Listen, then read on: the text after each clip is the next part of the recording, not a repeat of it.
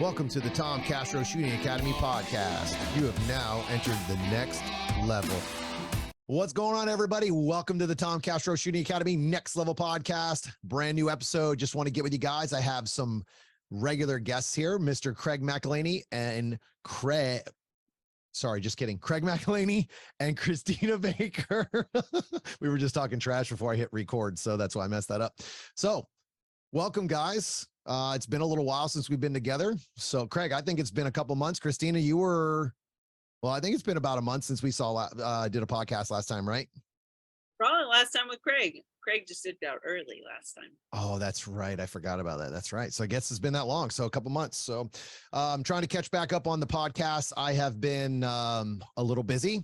It's been a good busy, though. It's been very, very busy when it comes to traveling. I have had the craziest 3 months that I've had in this sport so far. I have traveled for 3 months straight.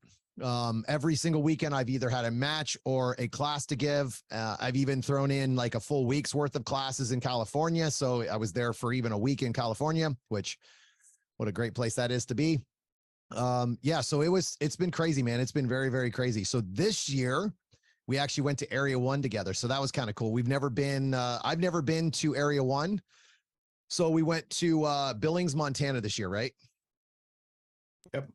Yeah, I think we lost Christina. There she is. Little bad internet. Christina wanted to sit outside for some reason today. Is it me? I thought it was you guys. No, you froze up. She's freezing up. Yeah. But we had so we all just came back from Montana and we went to Area 1 and it was a very, very successful trip for all of us. So I was lucky enough to win Carry Optics. Christina, how'd you do? I took high PCC lady and third place B class in PCC. The best match I've seen you shoot in a long time, by the way. And I've been watching you shoot, obviously, all of them. So, Mr. Craig, how'd you do? Third overall PCC. How did you do in Master? Where did you place that in there? Second in Master? Yeah. So, overall, how do you feel like you shot, Christina? I'm going to go ahead and give it to myself. I shot very well, especially considering everything going on in my life at the time. I was sick, not feeling well. I was out all week sick. That week work, my dog died. But y'all helped with that part. I didn't touch my gun all week versus or maybe longer than a week. Because I was spending time with my dog or just laying in bed. So I was pretty beat up when I got in Montana. So I am very happy with how I shot. I shot very well despite everything else. And I recently had I was stuck a little bit. I had regressed and it just wasn't there. And then I got that back before I got sick and it was there when I came to the match. Lots of praying. It came through and I came through too. So I want to come right back to that. But part of the reason why Craig and I helped you is because we were kind of nurturing the entire match. So I just want to make sure that that's out there in the world, that Craig and I are very kind and nurturing, and we never talked trash to you or gave you a hard time. We were just kind and nurturing. We knew you were a little fragile for the whole weekend. So we were just kind and nurturing and, bringing your spirits up the entire time. Okay. So Craig, go ahead. How did you do at your match? You like how I blocked her off? Yeah, that's awesome. That's awesome. I just muted her.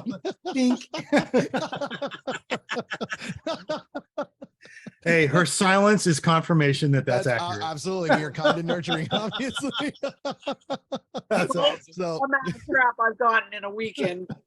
A little wink, guys, on that one. Yeah, that's awesome. Oh my God. Monumental amount of smack talk. Come in. Craig got a break for the weekend, I'm pretty sure. Oh yeah. So how do you feel, Craig? How do you feel shot? I feel like it's a tale of two matches. The first day it was real good, man. I shot very well. consistent as hell. I was fast. I was, where I wanted to be. And then I looking at max points available by the end of the first day. I was 11 down from Josh Cardenas, who won. And there's a lot to unpack. This is going to open up other stuff about sleep, but and I hate saying that crap. I hate making excuses because it's not, but damn, I could not sleep the whole night. I was up the whole night. I could not sleep, couldn't shut my brain off, which is very rare for me, extremely rare. But as a 51-year-old who who got zero sleep, the next day was very tough to focus, very tough. And I had, I was way off the pace and my focus was just not there. And it was very tough. I was able to hang on to third place, barely, but there was a lot of stuff there I could have, it is what it is, However, I have to be able to change that.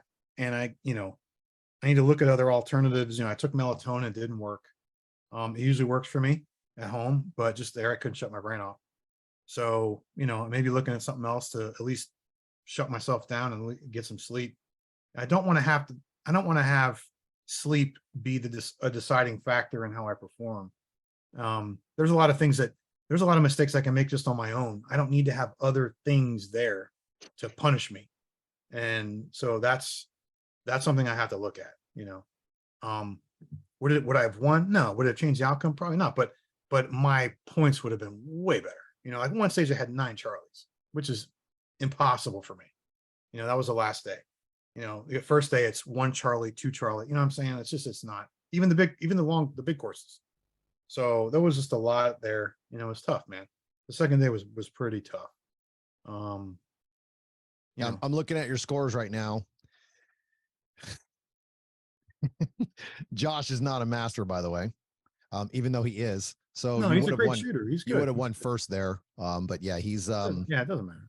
I know, but it's just I'm looking at it. I'm going, okay, so like you shot as a master though. Like you shot a master run. You would have won as a master. It was tight because the guy below you was 1273 and you were 1297, and then Cardi was 1434. So obviously there's levels to this shit. You know what I mean? So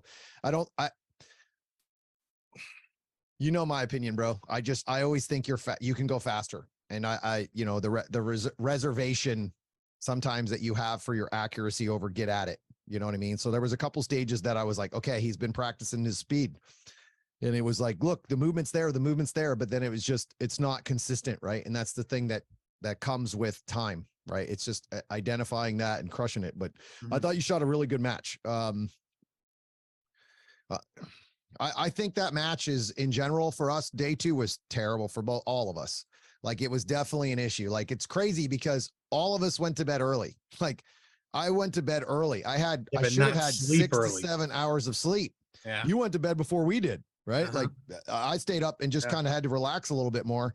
And I went to bed like, cool, I'm going to get 5 or 6 hours. And I didn't get any of that. I think maybe I got 2 hours if I was lucky, like of decent. I looked at my watch and it said I got 45 minutes of sleep. Yeah, so I'm like, maybe I did not get any sleep because that was pretty much trash. Everybody should know by now, I'm definitely not that excuse guy. I don't make those things. I don't really like them. So, but it does affect your shooting, and where it affects your shooting isn't even the energy level, the aggressiveness. It affects your shooting when it comes to going really fast. Like when you start to go really, really fast, the focus isn't always there. Like you can't really see anything at that speed. Yeah. Because you have to have the energy and the mental fortitude and all those things lined up for everything to work well. So, yeah, man, it was an interesting day. It was an interesting day. I came in on day 2 and I was winning by 40 points. If I shoot the match like I'm supposed to, I win the match by almost 80 points. I ended up winning the match by 10 points.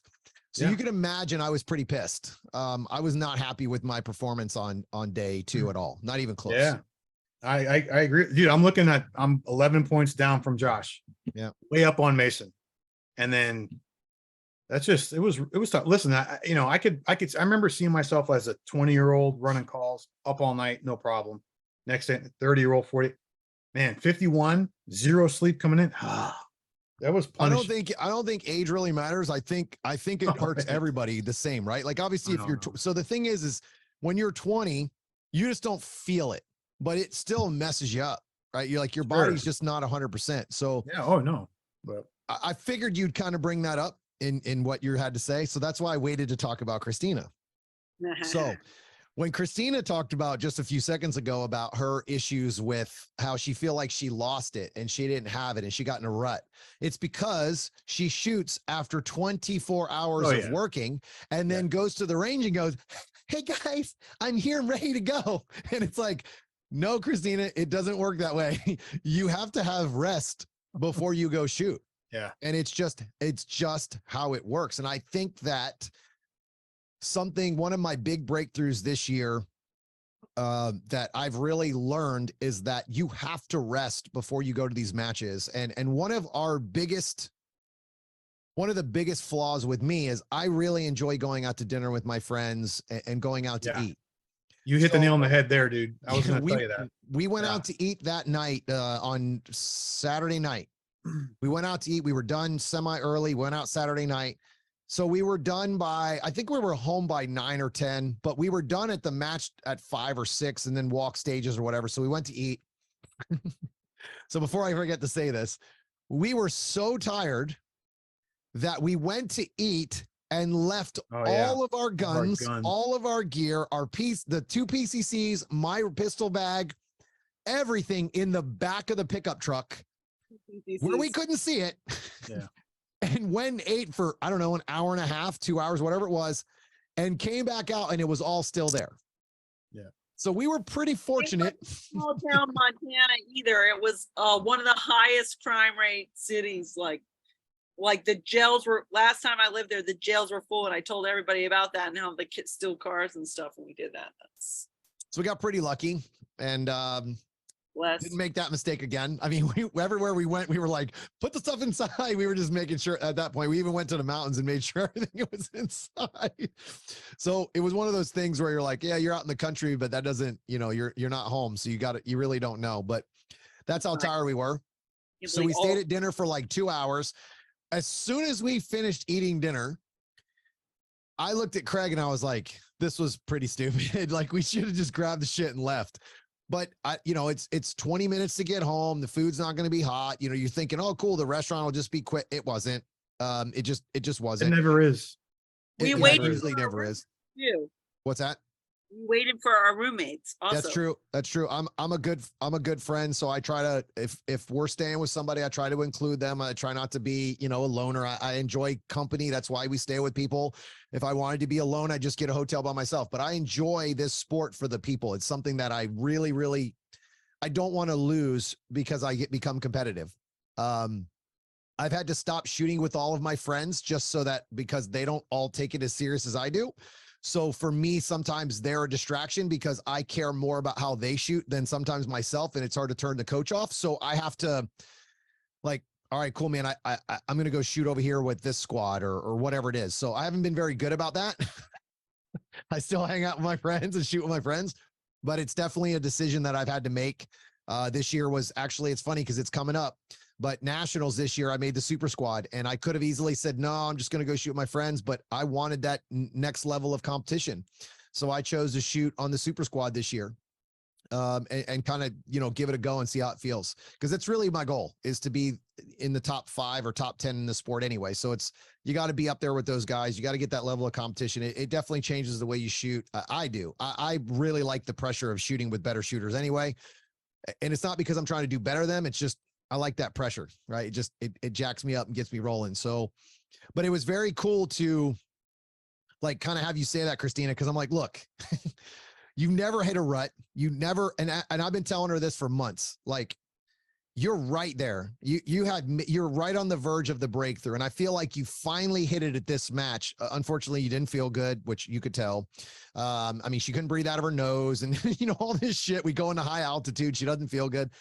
So it's that if there's a time when you guys shoot, and this is everybody, not just them, that you're going to feel like, man, I'm gaining stuff. I feel good, but I'm not getting the hits. I'm not doing this. I'm not doing that. That's the verge of the breakthrough. That's the breakthrough that you're finding.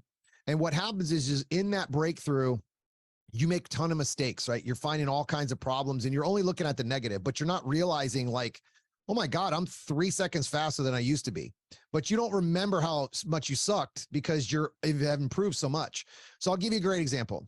And I talk about this, and I'm going to toot this girl's horn until she quits shooting. She has hit the podium at every single match this year that she has shot, area matches, everything. From last year, hitting 0. Just high lady. Now we're talking, I don't give a shit about high lady. We're talking about B class podiums. And I hate to say this, guys, but B class is no joke. It's the freaking most ridiculous packed sandbag division I've ever seen in my life in the entire sport. Everybody's a B class. For the last 5 years, there's B class guys that are just slammed in there that aren't B class people. So again,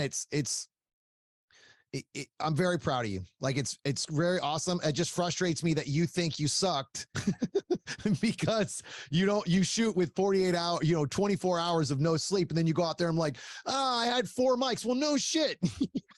Surprised you can hold the gun up. It's like, you can't do that with no sleep.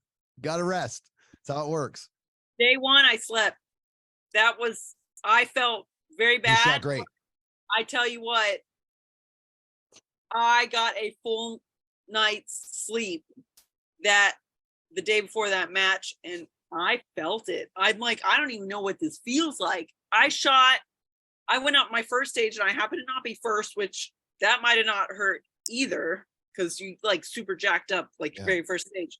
I didn't feel that so much in that, and I had this like strange calm come over me like right before I shot. It was a blessing, but I just didn't think or stress or anything, and I was just like, I'm just gonna go shoot this, and it happened, and it feels good, doesn't it? Yeah, it did. Yeah. And I'm like, okay, I need to get that, and part of getting that is going to be 8 hours of sleep. We talked today, I slept and I'm like, I shot pretty bad. I was freaking tired.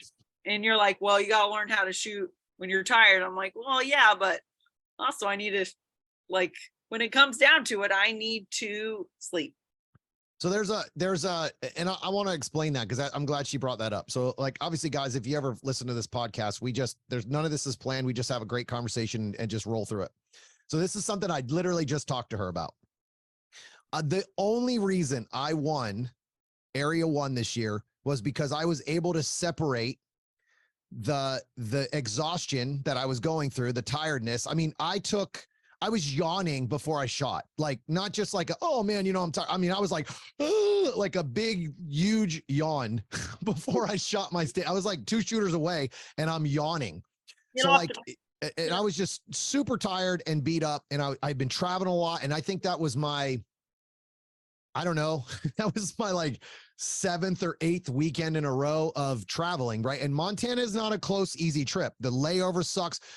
Oh my God, the flight getting there was a son of a bitch. Like it was one of our worst flights. It was delayed. We didn't get in there till 1 o'clock or 2 o'clock at 2 o'clock in the morning. So it's just part of traveling to a match. But when you have to learn that when you're not your best and you're not physically or mentally your best, to separate all of that. And how you do that is you spend more time on the walkthrough, the breakdown, and the right before you get ready to shoot, you work on keeping your eyes shut and you just walk that stage and think about all the small details, not the fast draw, not the accuracy. You should already know how to do all those things. All of that stuff is just effort, right? The accuracy is going to be there because you're focusing on it during your breakdown, your walkthrough. You have to walk away from everybody, and you got to spend more time, double the amount of time that you normally would to walk that stage in your head. And when it's time, you got to get up. You have to understand there's 15 seconds of glory in this sport, and you got to go get it. Because if you don't go get it, they certainly ain't going to hand it to you. Because I'm not. I'm going to come. I'm going to tell you right now. Anybody I shoot against at my level is coming to get it. They're not waiting for me to give it to them. Isaac wasn't giving it to me. Luke wasn't giving it to me. I had to go get it, period. I had to go get it. So you have to learn to separate whatever's the problem. You got an injury? That doesn't matter when you're shooting. I don't give a shit how hurt I am. My legs have been killing me since nationals. I don't care. I'm going to do what I need to do. I'll walk out of there on crutches before I don't put the effort in. I refuse to quit on myself. You have to do that to yourself. It's just all there is to it. So you have to learn to separate all of that bullshit that's in life, your kids, your wife, your husband, whatever it is that's messing you up. And when it's time to be on that range, you got to learn to separate it. And there's no champion in any sport that doesn't do that, period. Mason Lane shot 2 national championships one-handed. And beat the shit out of 90% of us. Yes. Like, and he did not complain about it either, even though it hurt his soul so bad not to win when he was shooting awesome one-handed. I mean, Nils is a great example. 2 years ago, he shot minor and lost. Did he bitch and complain that he shot minor? Nope. What did he do? He came back next year and won the match shooting minor, same exact way. So again, it's whatever you want to turn into an excuse is very easy. If you want to put it in and make an effort on it, you can use it as a good thing. Be like, all right, man, look, I'm going to learn from this every single time, but you have to focus on it. You got to make it a point to really like, all right, I'm tired. I've got to focus extra hard here, but it's not easy. It's not easy. It's better to get 8 hours of sleep, but that's not always realistic for people. The other thing you can do is you can try to eliminate all of those things as best you can. The things you can control, right? You can control when you go to bed or screw around and hang out for 3 or 4 more. You know what I mean? Like, we can't help getting in, from a plane flight at 2 a.m. We didn't get into the place till 3 a.m. But like, the other things, whatever you can control, you should concentrate and try to control as much as possible. Because that's the reason why we came in early, though. Yeah, right? We came in Thursday. Absolutely. So in case, knowing that's a very long trip, we came in Thursday and walked stages Friday and then shot Saturday, Sunday. So we came in Thursday night. So we still had the hotel and the car and all that stuff, but we were lucky enough that we planned it all ahead. So we don't have that problem, time change. There's a 2-hour difference or 3-hour difference there versus where we live. So that all matters, right? That now it's 6 o'clock in the morning there and it's 8 or 9 here in my house, and I'm going, man, why am I awake at 6 in the morning? Oh, that's right. So those are all things that you have to think about as you become a competitor in this sport, if you want to take it more serious, right? And I know a lot of people just kind of like go through the sport like, oh man, I don't understand why I'm not, because you're not thinking about all the little shit that actually affects your shooting. And there's a lot of little things that affect your shooting in this sport, for sure. A lot of little things. Yep. So, but I've started flying in 2 days early now, if I can, because then something happens and then you're only there a day early. That happened to me at Dragon's Cup. I tried really hard because I remember that heat was such a huge. You add over 100 degrees and no sleep, and it's not going to work out well. It worked out very bad. But this year I tried to get there 2 days early. It didn't work out. But even then I was still packed up because, my bags were at the airport packed up, and even just that and getting there in the afternoon without staying up all night to get there before. I mean, that makes a huge difference. And it's kind of ridiculous how much I revolve my entire life and even my job choice around being able to do that. Try quitting your job like me after 15 years in a career, and I quit my job for this sport. So yeah, I understand. I know where you're coming from. We're considering chase your dream, go after it. That's right. You are one of would you 3-4 people off the top of my head that have actually done that, quit their job and dedicated it to shooting sports. It's a pretty amazing feeling. I'm not going to lie.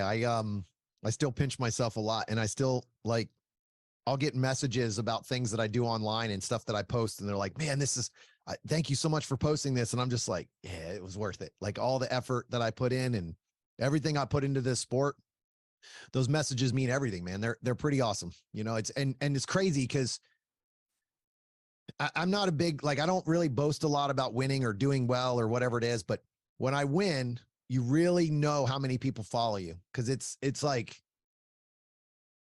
pretty cool, man. It's a pretty cool feeling. So you're actually accepting that now that you won and you're not beating yourself up that you didn't win by more. No, I'm still beating myself up. I shot like shit Yeah, I on day know, two. but you're talking well. Yeah. What'd You're you think of talking the overall? What'd you think of the match, Tom? I really like the match. I will tell you, I'm learning this the hard way. So I'm trying to change the way I talk about it at a match. I don't think that walking stages can really give you the feeling for how a match is going to shoot. I was very, very, very disappointed when I walked up to Area 1 when I first got there. And the reason why was I spent a lot of money to get there. And I'm thinking like, yeah, man, we're going to get these like, Dragon Cup type of stages. And once you go to a match like Dragon's Cup, it's very difficult to kind of go, okay, this is a good match, right? So I'm about the shooting. I'm not about I don't need like a parade or like really nice bathrooms or great clubhouses. I need quality stages that I get to have fun shooting. I want to shoot. That's why I spent all this money doing. So when I first walked up to the match, I was like, this is terrible. Like these stages are terrible. Like these are going to be super easy, short stages, right? And when I shot them, I was like, these are a lot of fun. Like these are actually really good stages. Now, that being said, my only real complaint about the entire match was no options on stages. Like there was a lot of forced positions, which irritates the daylight out of me because you don't give anybody options to do anything different. And to me, what makes a good match or even a good stage is options. Like, and I don't mean like start on the left or start on the right. Okay. Those are like the two choices we have on every stage. But like, there's nothing that says I can start here in the middle and steal a position or do this or do that. Like when you force start positions, it limits you that everybody's going to run the same stage, run the stage the same exact way.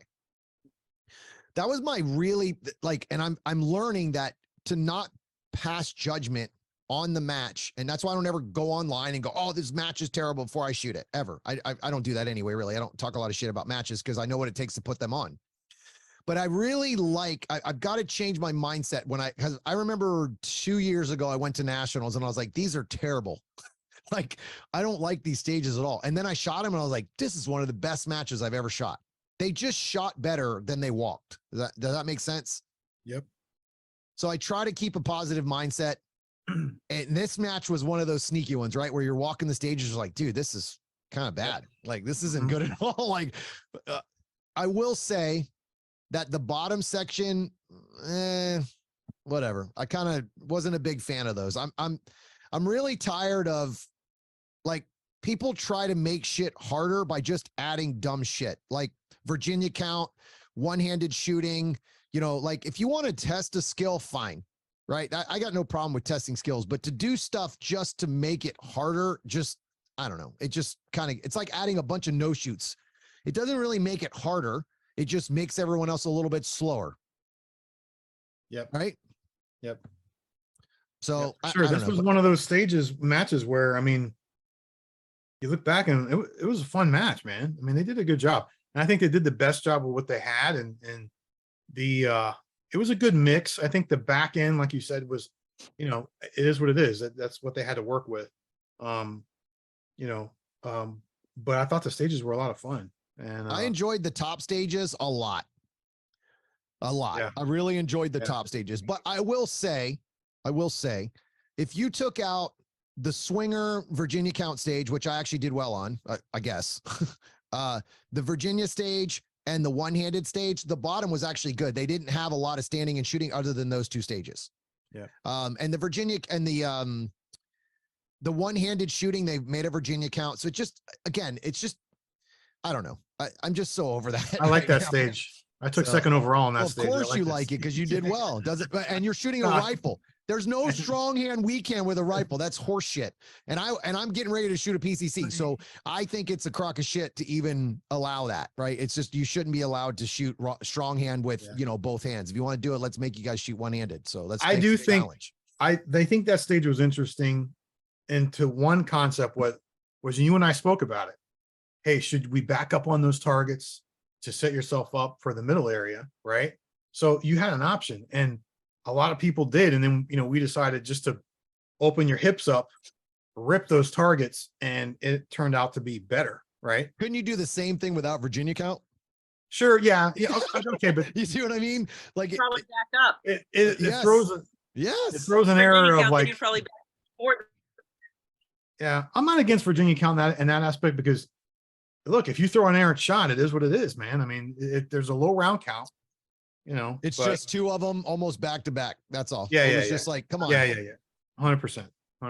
Yeah. And it's a huge penalty. It's a huge penalty on stages like that can, it's almost like they're like, hey, let's just jack up some matches here. And I guarantee, like, dude, some of the top guys in this sport made mistakes on that stage. And it just, and if you talk to every top shooter I've met so far, there's not a single person like, fuck yeah, man, let's do some Virginia count. Let's look, it's just Agreed. And this year, I think part of the reason I'm a little salty about Virginia count, and this has nothing to do with Area 1, this is just in general, we have been getting hammered with fucking Virginia count this year.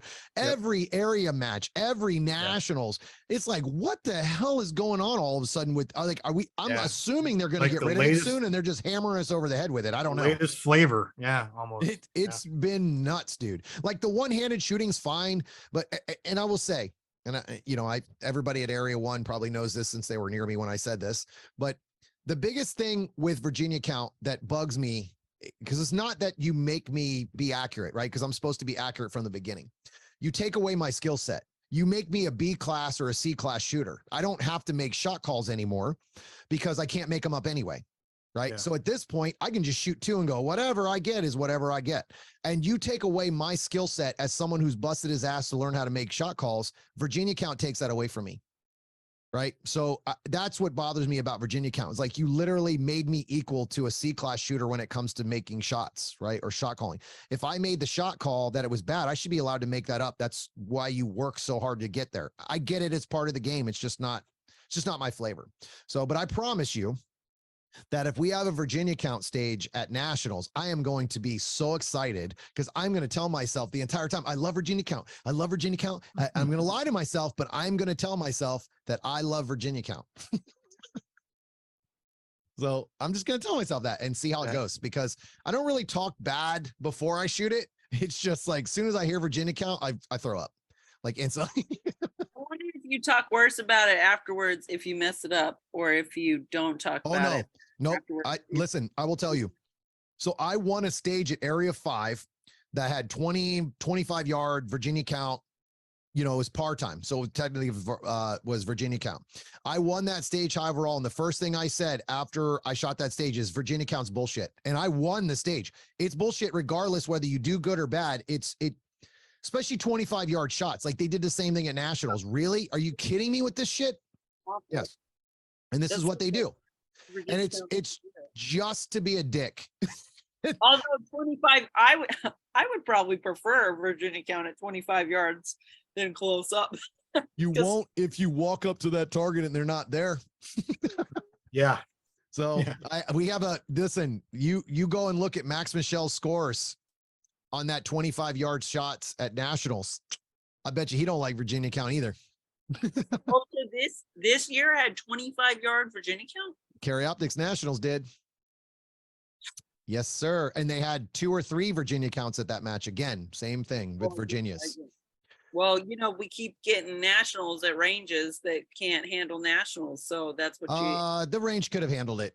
The range could have handled it. I've been there before. It easily could have handled it. There is definitely some issues there that I'm not going to talk about it. So you guys can talk about it and I'll just follow along, but I'm going to keep my mouth shut about it. If World Shoot doesn't have Virginia count, why? Why? Just get rid of it. What do you think about the fixed time stage at PCC Nats last year? I like fixed time, even though I know it's Virginia count. People ask me that same question, but the thing with fixed time is it's usually a big stage, like a movement stage or something like that. There's no like trickery. It's just you and the targets. I enjoyed it. I never shot a fixed time before. Like, I'll give you a good example. Fixed time is also a little bit different. So if you shoot 12 shots and it's 12 shots on the stage, and I have a mic and I make up the shot, as long as I don't shoot over 12 shots, I don't get the penalty for the mic. So, and I'll explain that. if I have 12 shots and I throw a mic, as long as I hit the target with the first one, miss the second, and then make it up, and I don't have an extra hit, I don't get a penalty for shooting the extra shot on that target. So in other words, if you're running through arrays of targets and you know you're not going to get to the last target, if you shot 12 shots total and the last target you never shot at, or you only shot one at, you don't get penalized as long as it's not 13, 14, 15 rounds or whatever it is. Yeah. It's a very confusing thing with par time. The other thing I don't like about Virginia Count is you put a ton of pressure on the RO to make the right calls. So they're counting pop, pop, pop, pop, all these different things, and they make mistakes. It's how it works. Yeah. So I thought fixed time, it was my first time I ever shot one at PCC Nats, and I enjoyed it. I thought it was challenging, you know. They are fun. I enjoy anything that makes me work, like go faster and you had to haul ass accurate and all those things. Yes, I like those. I know it's a contradictory to what I just said, but if you take, I still hate them because of the Virginia, but if you like, as a part-time, I love the stage. I love how they work, because you got to work. Like, you got to really hustle and put effort into that stage. And only the best shooters should make that part-time, if at all. Right? It should never be a fucking B class shooting that thing. That stage alone probably cost me like 6 places in Lady. The part-time?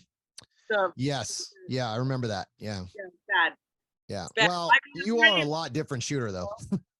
Huh? You are a lot different of a shooter. That stage right now would be nothing to you. Yeah, you're way better than what you were. You have to look at your experience, though. Like, have you ever shot a part-time before that at Nationals? No, that was my first Nationals part-time. Oh, so you mean you didn't go out there and 100% it? How dare you? You got to understand that your level of experience is going to affect the level of your abilities or your results. I've been doing this. I said I got more experience than you. I just am taking a little bit longer to get there. Yeah, but experience in the wrong shit isn't experience. You know what I mean? Like, training the wrong stuff isn't the same. You know what I mean? Like, if you're training the right way, then your experience level is going to be a lot different, because you're going to see it more often. You're going to understand it faster. It's just not training. Right. Yeah, we're not training, right? Especially since you work your butt off all the time just to keep in the sport. So, Area 1. I want to talk about this shouldn't be controversial, but it might get a little spicy because people just don't like, they never actually want to try to get better. They don't want to hear any negative. They just want everything's perfect and rosy. Chrono at Area 1 was an absolute shit show. Like, it was a mess. And if you can't tell, I'm cursing a little bit more than I usually do on this. I'm a little spicy today. It was terrible. It was absolutely terrible. And I'll give you for me, it was fine. I passed Chrono, but I want to give a couple of examples. They had never used radars before, you could tell. The radar that they were using, the time one worked, one didn't work, then they both work, and they were just way off. The readings were terrible. Like, there was one of the guys, Bill, that was with us, his chrono for limited was like, his gun would have blown up. Like, I think he had a 195 power factor. Like, it was his gun would have blown up. Like 1,000,000% just exploded. No way, man. He's no, I'm at 171 or 173 all year long. So that was kind of weird. You know, you just kind of like chalk it up, maybe the weather or whatever it is, which it was beautiful. And then, so like, I'm getting guys with, open guys are shooting 180, 195 power factor. Like, their guns aren't like, they're not that hot. So Day 2, Chrono gets moved to a different location on the range, and we do Chrono after our first stage. And I walk up, and the Chrono on the right isn't working, right? Because the battery went dead or whatever it was. So he weighs my gear, everything was good. And then he shoots my gun, and I shoot 905, and 895, something like that. So I shoot perfect for what I'm shooting at 147 grain brass monkey bullets, right? Crushed it. He goes, oh, the chrono on the right isn't working, so we're going to delete those 3. And I'm like, wait a minute. Like, I'm thinking, I don't give a shit about the chrono on the right. If the chrono on the left passes, I don't care about having the higher or lower number. I just want to pass chrono, right? It didn't make sense to eliminate the 3 that I passed with. It was really odd. So I'm not arguing. I just kind of like, all right, cool, man. Cause I'm new. I'm going to pass. All my ammo's good. I don't give a shit. So he comes back, shoots it again. And I had one weird round in there. It was just super low. And I'm going, I know that's not right. The gun wouldn't even have gone off. Like it would have just dribbled into the barrel. So, but then he shot it and it passed. So it was fine. The thing that I found the weirdest of all the things is he does a gear check at chrono. Like he comes over with a card and checks my holster. And I'm like, why are you checking my holster? And he goes, oh, because we're supposed to. I go, you know that they're not checking us on stages at all. Like it doesn't make any sense to check me at chrono. I've shot 6 stages already, 7 with 1. So what are you checking? Like, oh, you could have ran into a wall, or I was like, well, none of them are checking it. So what does it matter? It was the oddest chrono experience I've ever had. Like it was just a super odd experience. I got checked shooting PCC. That was the first. With your pistol holster on? Yeah. Or what? No, like my mag pouch has been like, oh, okay, good. I'm like, And she got strip searched. Yes, you did. Was this the TSA or was this actually chrono? God, that was so lucky for you, for me to get that down, and you were just right there with the camera. I'm not sure who's lucky, you or her. That lady, as soon as she saw me video. So in case you haven't seen it, guys, I might post it in this podcast because I actually enjoy this, but you'd have to go to the YouTube page. But I have a video of Christina getting the pat down from being on the watch list going through TSA. No, that was pretty awesome. It was pretty awesome. So, and just Christina's face just made it all worth it. She had the. What was better is when they let her go. You're like, damn. No, I go no. So they let her go, and as she walks away, I go, that's bullshit. Yeah. I'm laughing. I'm like, oh my gosh. Oh, that lady was dying. Those guys were laughing. I'm sure they run into a lot of jerks, so it was probably fun for them to have a little bit of a good time. So, even though I'm sure they don't like being on video, because they probably have to be very careful what they do on there, so nobody complains and all that crap. So, but chrono, dude, I will say another thing about Area 1 that I really enjoyed is they had really good staff. Like everybody was super nice. They were like excellent. I remember walking away from some of those stages like, holy shit, man, these people were awesome. Like I actually enjoyed the ROs more than I enjoyed the stage I shot. I think her name was Amanda. I don't know if you watch this podcast, but shout out to Amanda. I will never forget you. She's a pilot from Wyoming. Billings, and she was awesome. She made our stage so much fun. She yelled at me. Well, she didn't yell at me, but I pretended like she was so rude and yelled at me because I was starting to walk down range before they cleared the stage next to us. And I made a big joke about it. It was pretty awesome. So it was a lot of fun. I had a good time on all of them. They were all great. Yeah, a lot of people, really good people. So yep. And Montana's awesome. Billings, Montana was my very first USPSA club. For a full season, I got classified at that club, match by match, not a super classifier match. It was the entire season before I got classified. And I was D class limited. Thank you very much. And that was about seven years ago, at least. I think 2016 is when I was there, and I got to see a lot of them. And that was the most heavy female club, and Amanda was the only other single female shooter that was shooting. I think she was a C class limited shooter, I feel like, or something like that. And I remember her, and then Jen was the main, she was the board member for the action shooting. Oh, she's still there? Is she still the same one?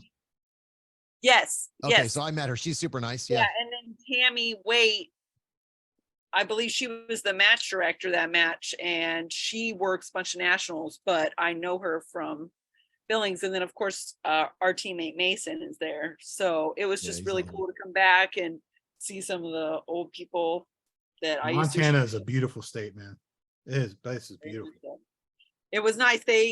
One thing I noted was there was tons of female shooters, which you'll go to clubs where there's like 2 or 3, or maybe I'm even the only one. there you could do a whole squad of females. Sometimes they would just do it just for fun, I guess. And then so there was that, and then they would always say the Pledge of Allegiance and pray before a match. I'm like, America. It was good. Oh, you're in America when you're Montana. You can shoot an AR-15 on like the side of a road and nobody's gonna freak out. And you can pray and say the Pledge of Allegiance. You can leave your guns in the back of a truck. No one steals them. It's pretty crazy. It's awesome. Yeah. We got lucky. That's all that was. Oh, yeah. Did we have a good ass squad or what? Oh, yeah. They were awesome. We had a great squad, man. Yep. We had a great squad. It No makes or issues. breaks a match, doesn't it? Oh, yeah. Zero issue. No issue. None at all, dude. Everybody was great.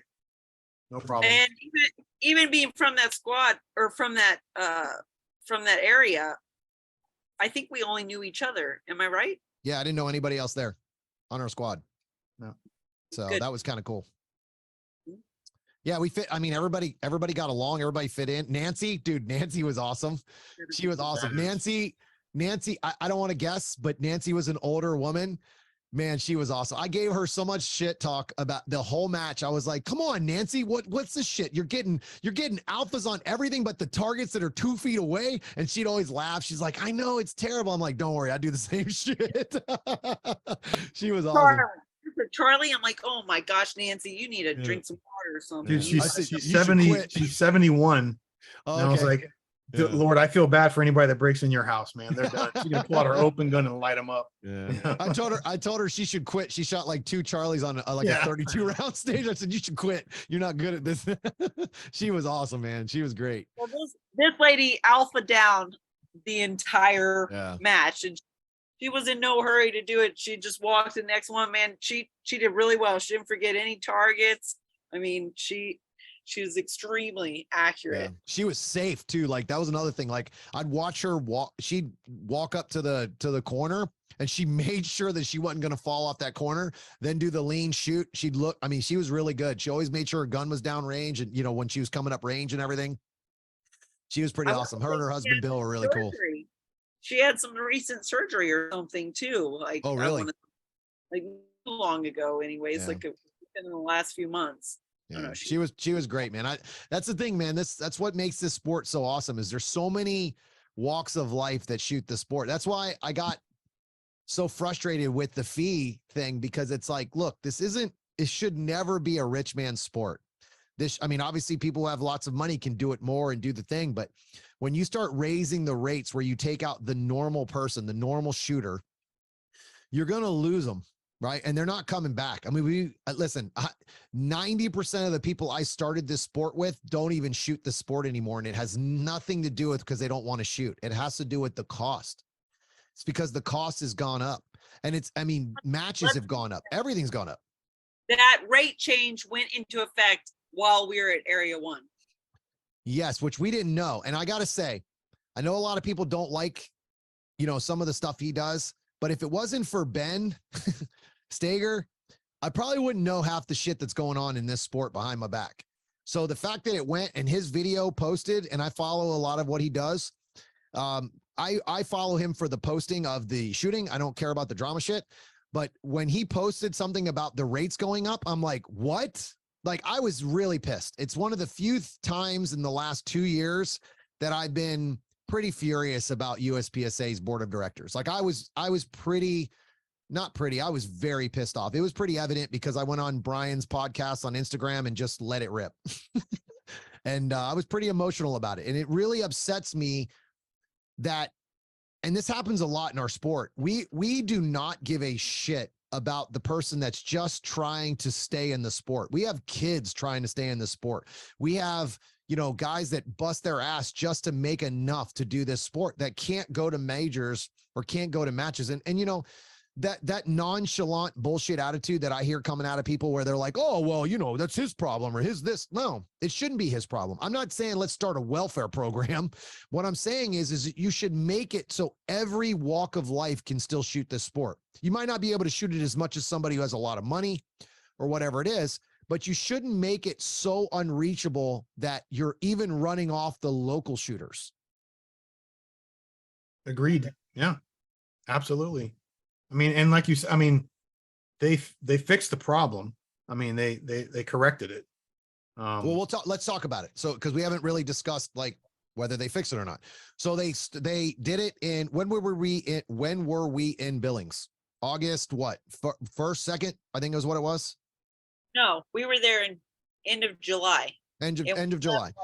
First. Okay, so the end of July, they did the USPSA board sat down, had a private meeting or whatever, and a board of directors meeting, and decided to raise the rates and basically double all the rates.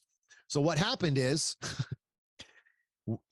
basically everybody I talked to were upset about it. And I made a post about it. Actually, it's one of the biggest posts that I've had, talking about and I just basically said it was bullshit because there was no heads up. I'm not upset. Let's clarify this since people don't know how to read or listen. My stance on this position was pretty simple.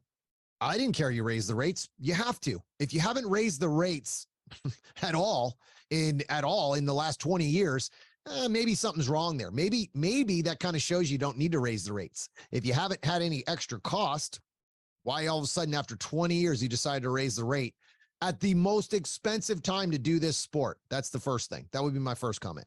Second, not a single warning to the members. So you literally just said, well, screw you guys, whatever your membership fees are, now you're going to double it, whether you're coming up or whatever it is. You never gave the membership a heads up like, hey, we're going to have meetings about this so people could make a financial decision.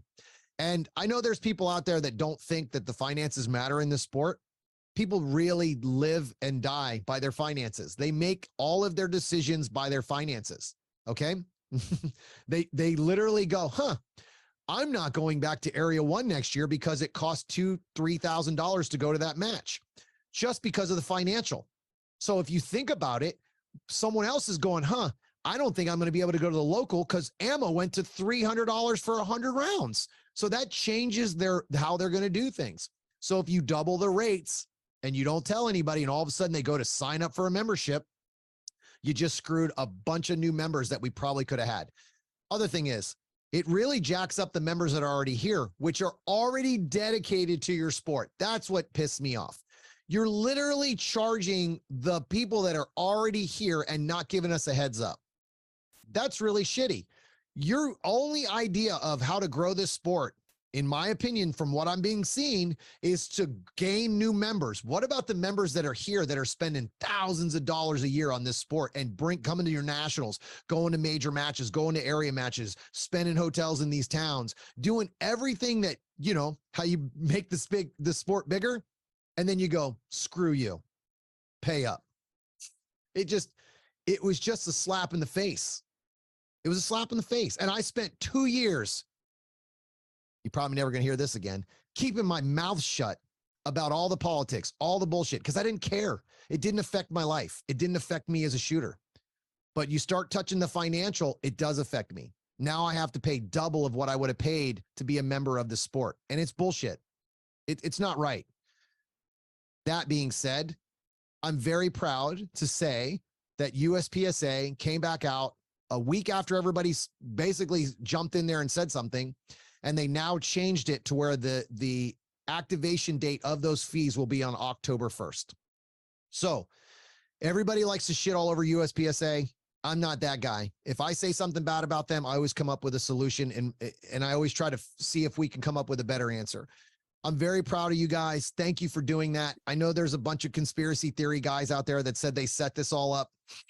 I seriously doubt that. Yeah. I seriously doubt that. Yeah. I don't think we think that far ahead, unfortunately, in our sport. No. But good job, guys. Like, I hope, and this gives me faith that you guys are listening to us. I just need you to listen a little bit more. So that was my rant. Sorry, guys. I didn't even know if I was going to talk about this because I get pretty passionate about this sport dying. No, I mean, they did the right thing, man. They maybe they jumped the gun and raised the rates and realized, oh crap, we should have had a grace period or something. And they fixed it. And there you go. I mean, I'm not smart enough to know, well, how much should they have charged? I don't know. But, yeah, the rates should have probably gone up and they corrected it, gave people enough time to plan, like you said, financially. And I think it's that is what it is. It's a good thing. It's not a bad thing. So they fixed it.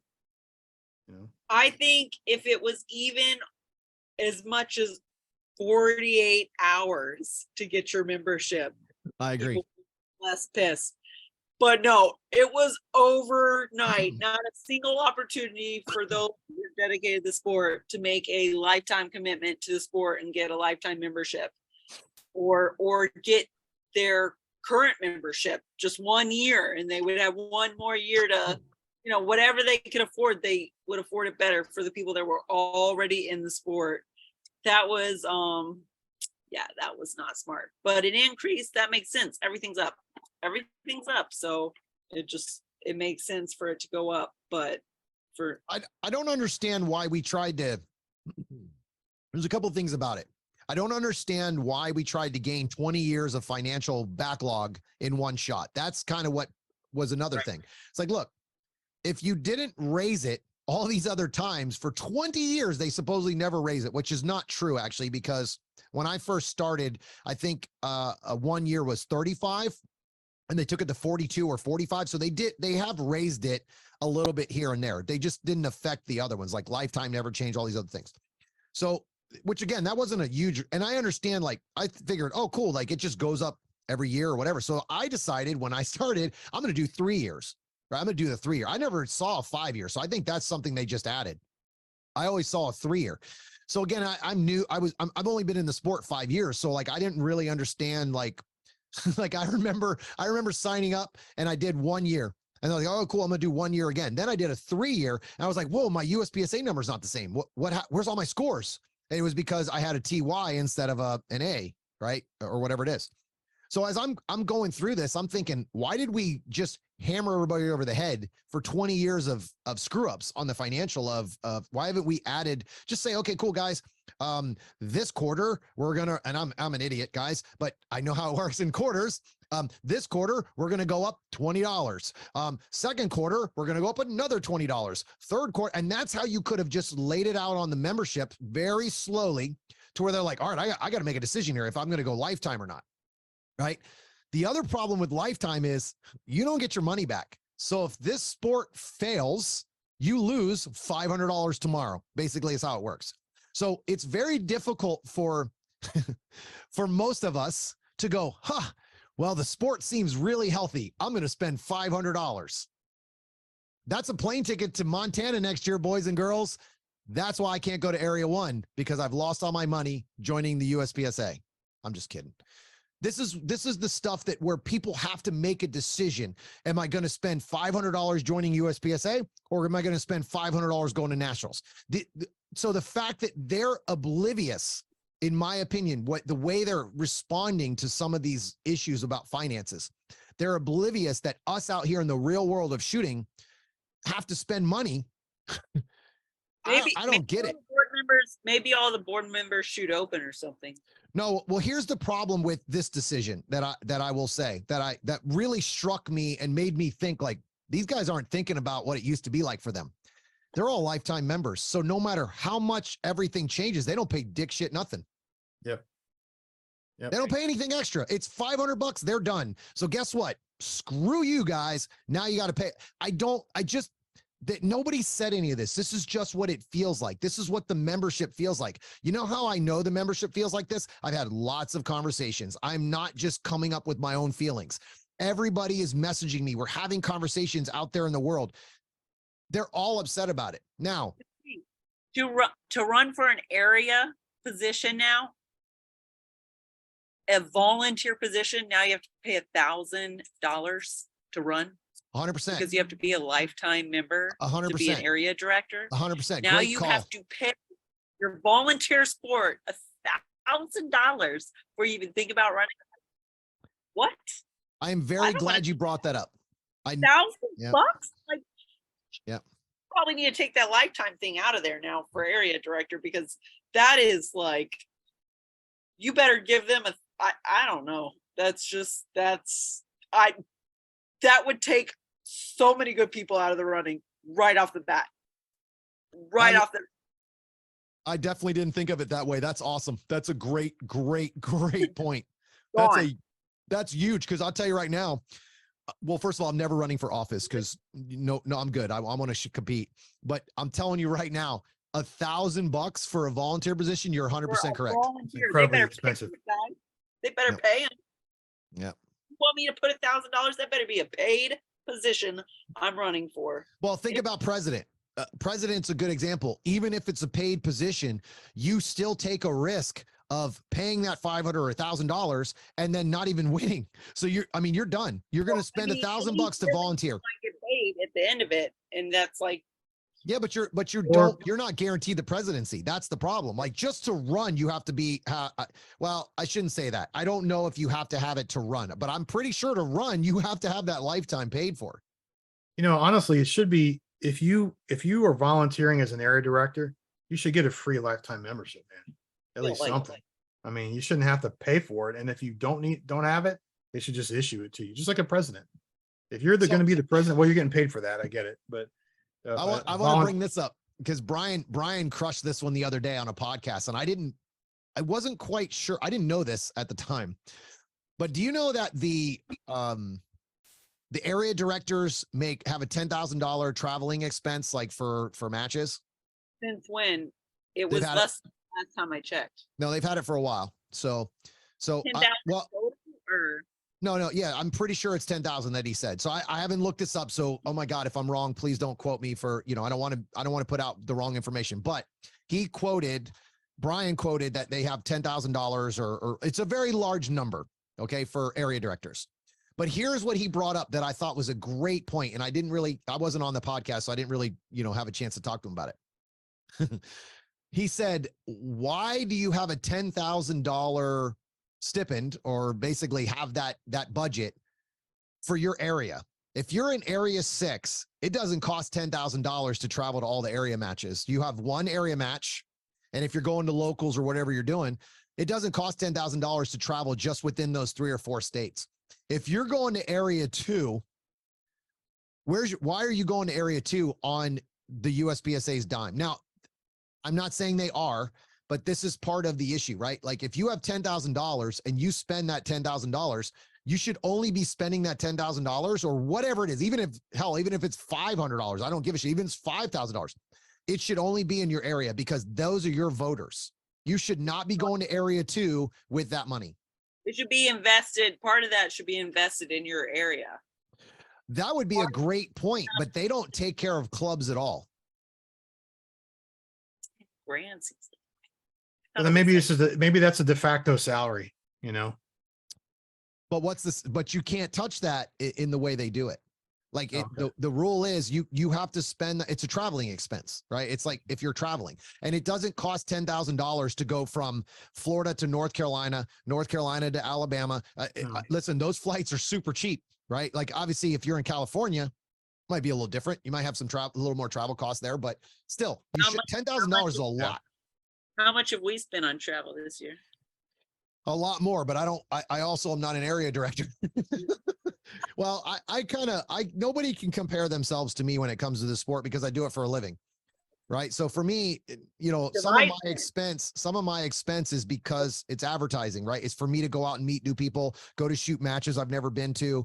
I've always felt better when I go out to a match and meet people. Like, they get to meet the real person and not some bullshit rumor that somebody made up about me and all that kind of stuff. So they get to meet the real person and understand, like, oh man, look, this guy actually does give a shit that I do better.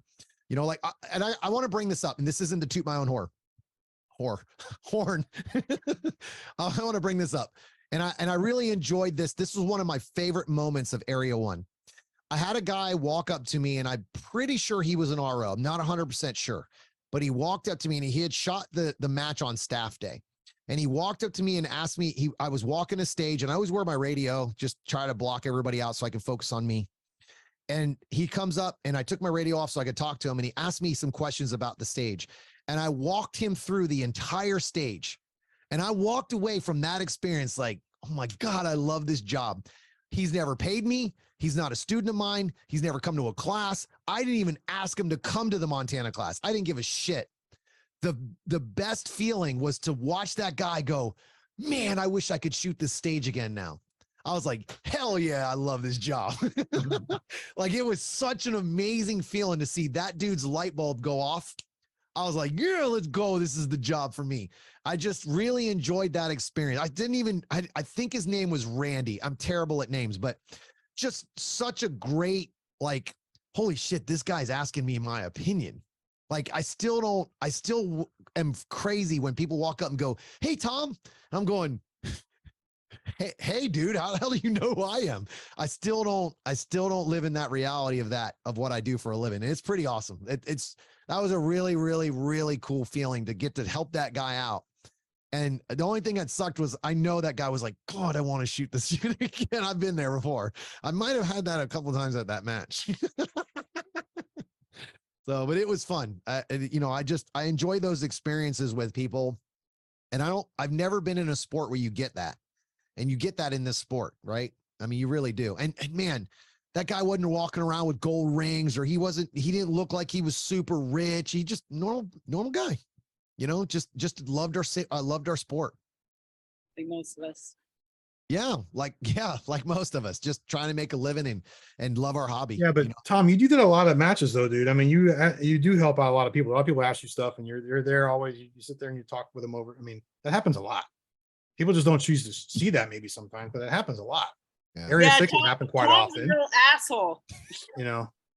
So thank you for tuning in to this episode of the Tom Castro Shooting Academy Next Level Podcast.